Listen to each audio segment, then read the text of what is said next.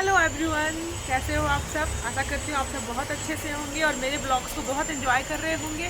तो आज मैं जा रही हूँ यहाँ की फेमस शिव मंदिर। आप गूगल पे अगर सर्च करोगे बाबा बैद्यनाथ धाम देवघर तो आप पूरे मंदिर को बहुत अच्छे से देख पाओगे। वैसे मैं कोशिश करूँगी कि अपने ब्लॉग्स में पूरे मंदिर को इंक्लूड कर सकूँ। और हम लोग आज जा रहे हैं पूजा करने के लिए, क्योंकि यहाँ पे जब भी कभी आती हूँ तो एक बार मंदिर जाना तो श्योर हो ही जाता है। तो बस आज मंदिर की सैर कराएंगे, आप लोगों को पूजा करूंगी और साथ में वहाँ के लोकल मार्केट्स की भी, जहाँ पे चूड़ी, कंगन, प्रसाद, बहुत कुछ चीज़ें मिलती है। तो चलिए।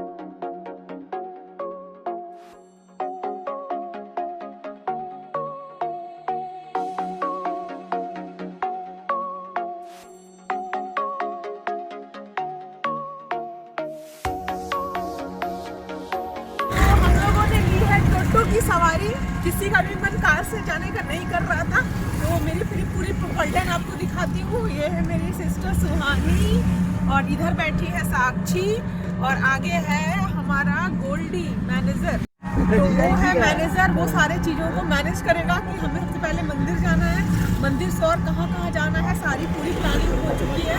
और डेफिनेटली ब्लॉग्स तो जाएगा ही जाएगा।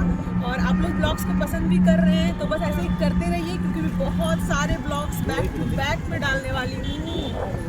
तो ये हम लोग पहुंच गए थे मंदिर, और इस बार थोड़ी भीड़ मंदिर में ज़्यादा थी, जिस कारण से सीधा मंदिर में एंट्री ना होके फ्लाईओवर के रास्ते से हमारी एंट्री हो रही थी। तो अमूमन जब भी हम लोग मंदिर जाते हैं तो मंदिर के प्रांगण में ही जल, फूल, सारी चीज़ें खरीदते हैं।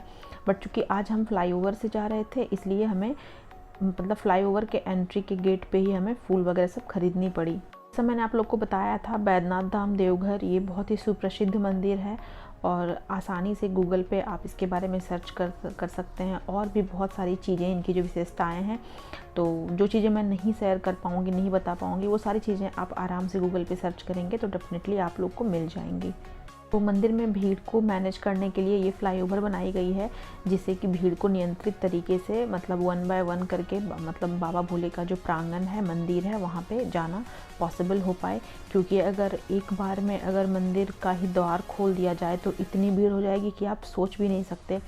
क्योंकि सावन के दिनों में जब बाबा भोले का महीना होता है, सावन श्रावण महीना, ऐसे पूजा तो सालों भर होती है, बट सावन महीने में जब कांवरिया जल लेके आते हैं ना, तो आप ट्रस्ट नहीं करेंगे, रात भर लोग लाइन में लगे रहते हैं, या फिर 1.5 दिन तक, तब जाके कहीं पूजा हो पाती है, मतलब बाबा भोले पे जल अर्पण लोग कर पाते हैं। सावन के टाइम पे तो देवघर में चारों ओर मतलब क्या माहौल रहता है, वो कभी मैं अगर यहाँ पे आई तो मैं आप लोग को क्लिप्स जरूर दिखाऊंगी, या फिर आप यूट्यूब पे भी देख सकते हो, वीडियोज़ वगैरह अवेलेबल होंगे। तो 1 महीने का बहुत ही लंबा मेला रहता है। उस टाइम पे लोगों से बिल्कुल खचाखच बड़ी होती है हमारी सिटी। ये जो आप रो वगैरह सब देख रहे हो ना, ये लोहे की जो मतलब लाइंस लगी हुई है, तो ये उसी भीड़ को कंट्रोल करने के लिए है। हालांकि अभी तो हम डायरेक्टली अंदर की तरफ बढ़ रहे थे फ्लाईओवर से, बट जब बहुत रश होती है तो इस लाइन को बहुत टाइम तक ऐसे गोल गोल घुमाई जाती है, तब जाके कहीं भोले बाबा का दर्शन हो ही संभव हो पाता है। तो ये देखिए, आप लोग भी दर्शन कर लीजिए बाबा भोले का। पंचशूल का होता है ना, पहला क्लिप मैं शूट कर पाई थी फ्लाईओवर से। तो ये देखिए, ऊपर से जो माता पार्वती और भोले बाबा की गठजोड़ी की जाती है ना, उसको भी चेंज वेंज करने के लिए लोग ऊपर की तरफ आते हैं।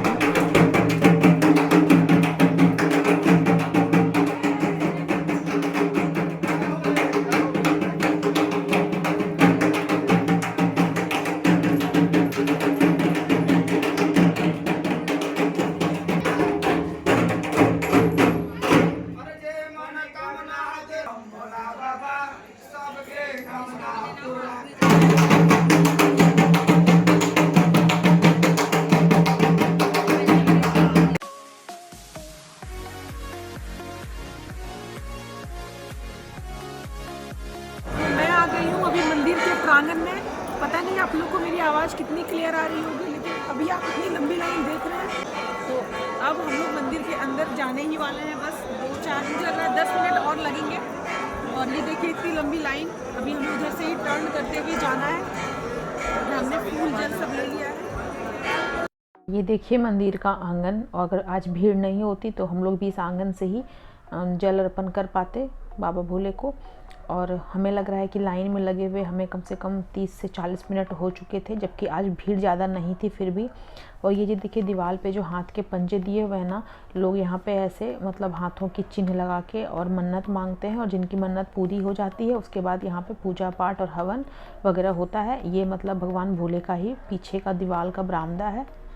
तो बाबा भोले पे जल वगैरह हमारा अर्पण हो चुका था, तो अंदर शूट करना बिल्कुल पॉसिबल नहीं था, क्योंकि अंदर इतनी आपाधापी और इतनी दौड़ा भागी मचती है कि मैं बहुत मुश्किल से जल अर्पण कर बाहर निकल पाई। अंदर बिल्कुल होता है ना, इतनी खचाखच भीड़ थी कि आप खुद को नहीं संभाल पाते हैं। आपके हाथों में जो फूल जल होती है वो भी बहुत मुश्किल से संभल पाती है, क्योंकि अंदर इतनी ज़्यादा भीड़ होती है।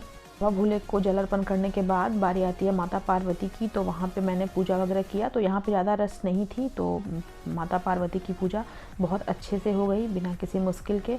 और सारे मंदिर में पूजा करने के बाद ये बगला माँ के पास में आई थी, तो यहाँ पे दही हल्दी चढ़ाई जाती है। सारे मंदिर में हमने पूजा कर ली है, अब हम बगला माता के मंदिर में आए हैं। यहाँ पे दही हल्दी हमने परचेस करनी पड़ती है, 2-3 रुपए की मिल जाती है। और ये अर्पण करने के बाद, जल डालने के बाद आप मन्नत मांग सकते हैं, वो मन्नत पूरी भी होती है, माता सबकी सुनती है। तो चलिए दही हल्दी माता को अर्पण करने के अंदर मंदिर में चलते हैं। तो माता को दही हल्दी अर्पण करने के बाद जलाभिषेक हम लोगों ने कराया, और जलाभिषेक करने के बाद हमारी पूजा ऑलमोस्ट सारे मंदिर में संपन्न हो चुकी थी। उसके बाद ये देखिए प्यारे प्यारे से कबूतर, तो मेरे पास जो अक्षत बचे हुए थे वो सब मैंने इनको डाल दिए और थोड़ा सा शूट भी कर लिया, क्योंकि मुझे कबूतर ऑलवेज बहुत अच्छे लगते हैं।